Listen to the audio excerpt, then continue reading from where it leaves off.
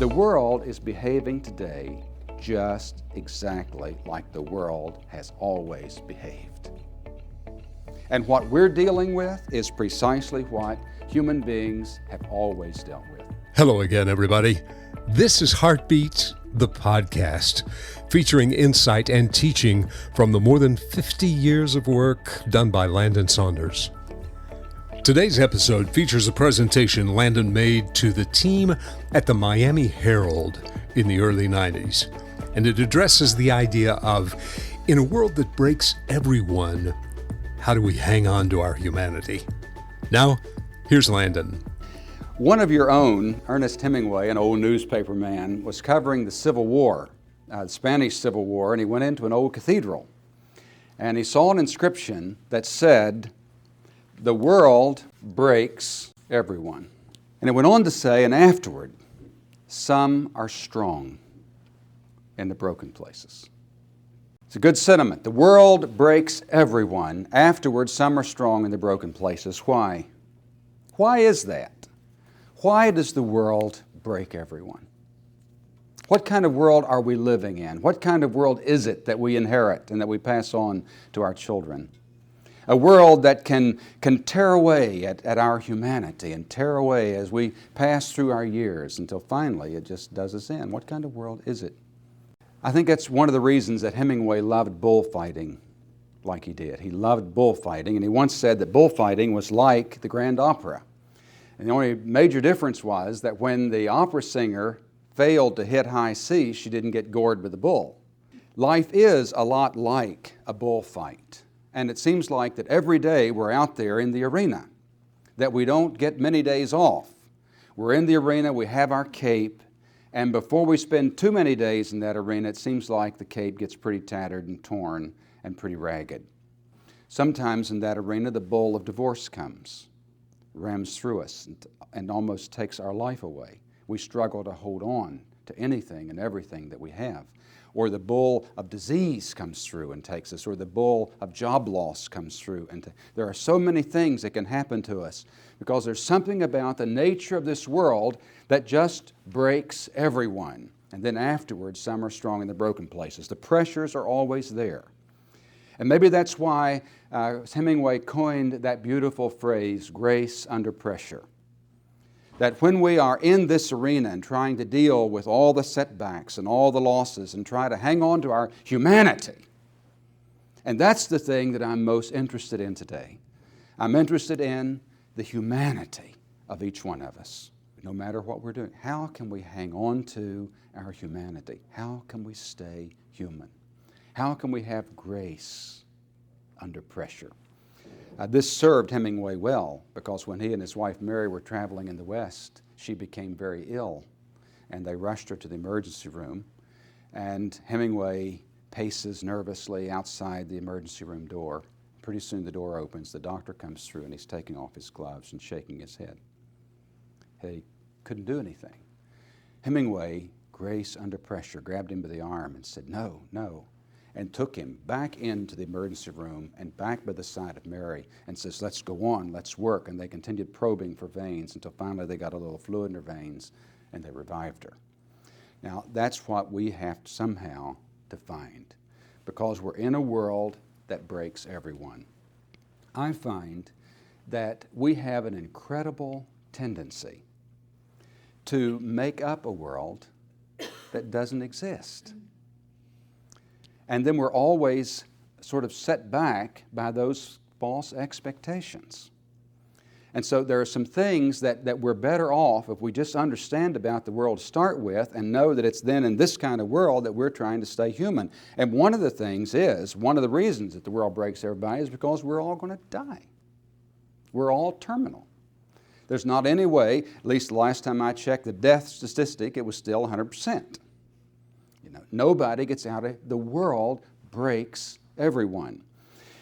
It's also just a matter of record that as much as we need relationships in the world, as important as they are, that for most people, relationships don't work. Or at least they don't work very well. We're living in a world where religion is supposed to be an answer, but so often doesn't work very well. We're living in a world where we have all these political systems, But with the political systems, what is to be expected? Not what's the exception. Corruption is not an exception to political systems. Corruption is the order of the day. Now, again, I'm not saying it ought to be that way, but I'm trying to get us past the illusions. We live in a world where everything is not quite what it appears to be. We live in a world where good people get it in the neck, bad people sometimes are the ones that prosper. You can just work your fingers to the bone and be honest and fair and everything else, and you just slave it out day after day, and you look over someone who doesn't play by any rules, violate all the rules, and it seems like they get all the breaks. Well, when I am suffering in the world, when I'm enduring the setbacks and suffering the losses, it's not because the world has singled me out for special treatment. The world is behaving today just exactly like the world has always behaved. And what we're dealing with is precisely what human beings have always dealt with. There's just no other way. Now, in a world that breaks everyone, how can I deal with the loss? How can I not lose my life? How can I go forward in the world? That's the basic theme that I'm talking about today. Landon will be back in just a moment. But first, we want to encourage you to visit our website, thisisheartbeat.com. You'll find additional information about Landon's work and resources that are also available. That's thisisheartbeat.com. Now, let's get back to Landon. I like Zorba the Greek. I've always loved his stories. He said, they say that when a man sees death coming and it knocks at his door, he says, open the door, come in and give me rest. He said, that is a pack of lies. I have enough fight in me to devour the world, and so I fight. And that's what this is all about. It's about fighting. Now, I've thought through what I believe are 4 really critical questions. I call them lived questions, because the most important questions in the world are not questions that there's an easy answer to. The most important questions are questions that we just live with. Rilke said you learn to love the questions. The first question that I think is really critical, now the questions are a little philosophical, and then we'll come back and give another side. But in our world, this seems like an awfully important matter. How to be? How am I to exist in a world like ours? A world that may not get better. How am I to be? How am I to exist in this world? How can I keep from losing my life, even as my body weakens? How can I live so that my spirit is exhilarated, so that my spirit is like the spirit of Zorba that says, I have enough fight in me to devour the world, and so I fight? How can I go all the way to the end of my life, not allowing the length of life to make my life smaller as I go? How can I avoid the sadnesses that sometimes overtake human beings as they're trying to get through the world? How to be in the world? That's a lived question. One strategy is, and there's a lot that can go into these. I'm only going to deal with one point on each of them today. The first one is, you better find out what you love. How can I deal in this world that's like we've described and that we can't do anything about? The sort of madness that's in the world. How can I, as one human being, how can I exist in this world? I need to find out what I love. In Breaker Morant, there's a line that says that we should do whatever will be important to us on the last day of our lives. So I was on an airplane some time back, and across from me there was a boy about 16 or 17 years old, and his sisters were there, and maybe another brother, and his parents were back. It was obviously a family. And I was sitting on this aisle, and the kid was sitting just across from me, and during this long flight, he was just a terror. He didn't like anything, he didn't like anybody, and he was absolutely determined to be miserable. And I'd heard his sass, I'd heard all this hatefulness and this bitterness, and every time anybody would say anything to him, why, So as we got sort of toward the end of the flight, I leaned over and tapped him on the shoulder. And I said, "Do you want to hear a story?" Well, that's a little irresistible even for a 17-year-old boy. And he said, "Yeah." I said, "Okay, I'll tell you a story, but before I tell you the story, I must tell you that you won't get it. I can just tell by looking at you that you won't get it." And I said, "Furthermore, it's not a story that's really meant to be gotten. This is a teaching story. And it'll be helpful and meaningful to you only if you tell it to someone else. You might want to tell it to your parents sometime. You might want to tell it to your friends. You still want to hear it?" "Yeah." I had a little more interest going at this point. And I said there was a young man who came to an old teacher and said to him with veins sticking out in his face, "Tell me how to live in this world. I hate this world. I despise this world. I loathe this world. There's so much unfairness. There's so much suffering. There's so much injustice. Please tell me how to live in the world. I hate this world." Well, the old teacher looked at him and said, I don't know if I could teach you anything." "Yes, you must. You must. You don't know how desperate I am. Please tell me how to live in the world." And the old teacher said, "Okay, I'll tell you, but I don't think you'll do it. You go, and for 1 year, you may not do anything that you do not enjoy. That's my word." The young man said, "Go, and for a year, don't do anything that I don't enjoy." He says, "That's correct. If you're walking down the road and find out you're not enjoying it, sit down.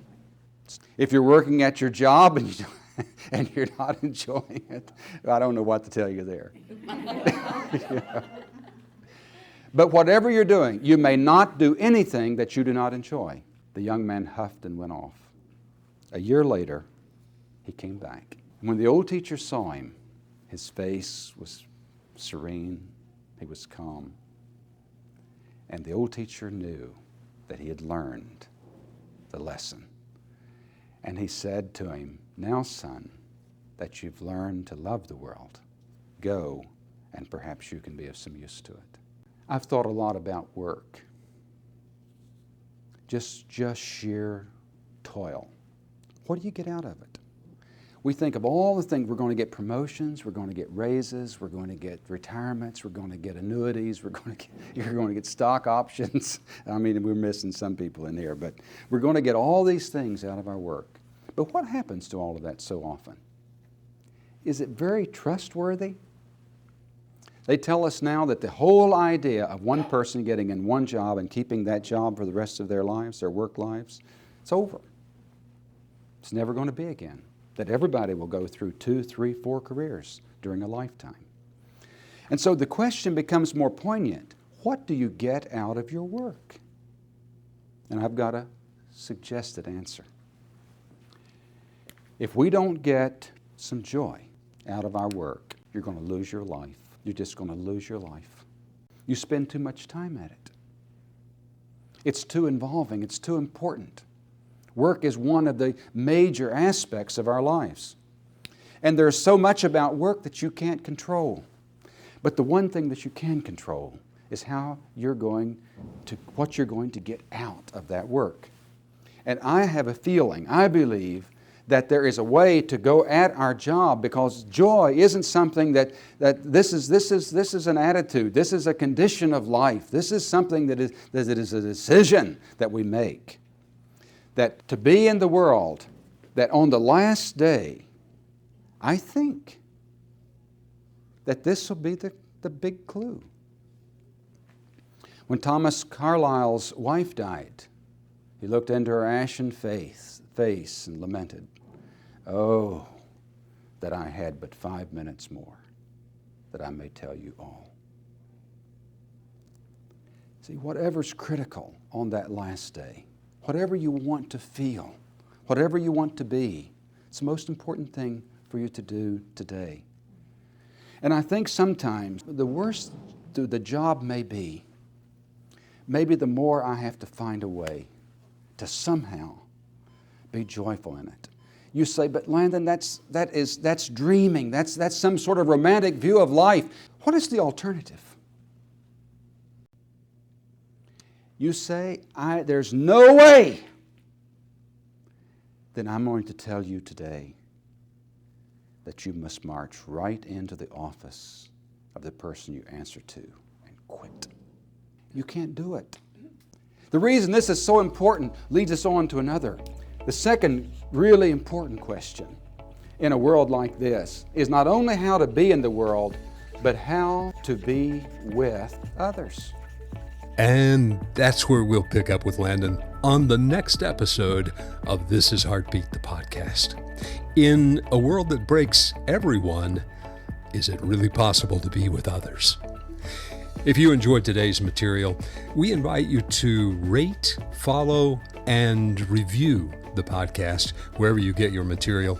It helps as others begin to seek the same kind of information. This podcast is produced and made possible by Friends of Heartbeat, who invite you to visit the website thisisheartbeat.com, where you'll find additional information about Landon's work and other materials that are available at no cost. And be sure and join us next week for question number 2 on This is Heartbeat, the podcast.